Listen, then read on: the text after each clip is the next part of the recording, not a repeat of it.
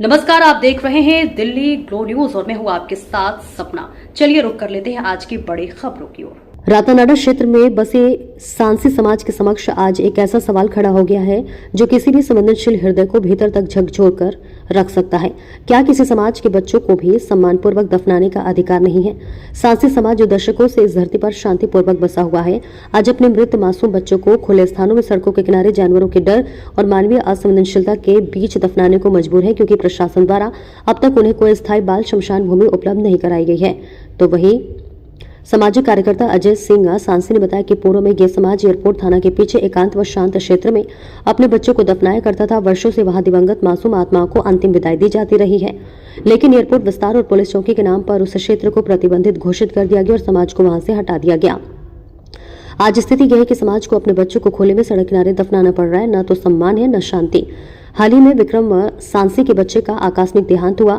वे अपने मासूम के मृतदेह को लेकर पूरे शहर में भटकता रहा, लेकिन उसे कोई ऐसी जमीन नहीं मिली जहां वे अपने बच्चे को सम्मान पूर्वक मिट्टी दे सके।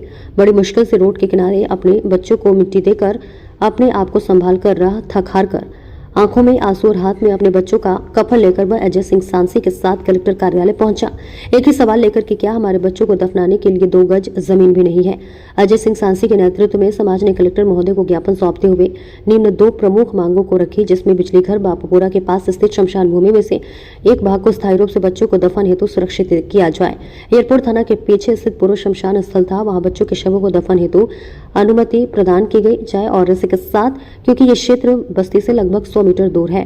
तो वही अजय सिंह सांसी ने स्पष्ट रूप से कहा है कि यह पीड़ा किसी एक व्यक्ति या परिवार की नहीं, बल्कि पूरे समाज की, और इस पीड़ा की जड़ से हमें हमारे समाज के कुछ तथाकथित नेताओं और समाज सेवियों की लापरवाही और उनकी स्वार्थ भरी सस्ती राजनीति है।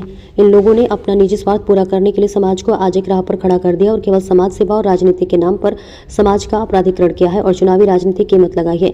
समाज के लोगों ने कभी समाज की वास्तविक जरूरतों को न समझा, न पूरा किया, जिसका हाल ये कि आज हम अपने बच्चों को रोड के किनारे दफना रहे हैं और सड़क को शर्मिंदा कर रहे हैं। अगर उन लोगों ने कुछ किया होता तो आज ये अमर्यादाहीन समय नहीं देखना होता।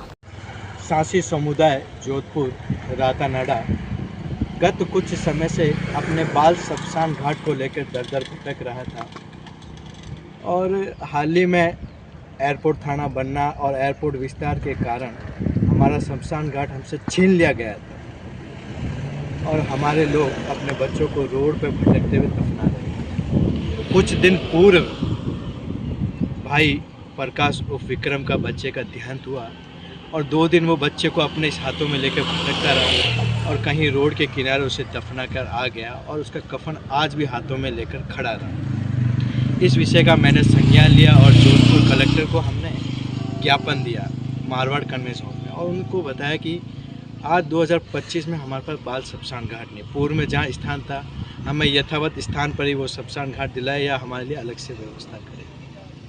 कलेक्टर की ओर से पूर्ण आश्वासन दिया गया कि वो ज़रूर इस विषय में संज्ञान लेंगे, और मैं परमात्मा से जो दिव्यांगत बच्चे हैं उनकी मोक्ष की कामना करता हूँ, और भाई से भी निवेदन करता हूँ कि इस कपड़े को अब त्यागे और उस बच्चे की कुशल कामना करें।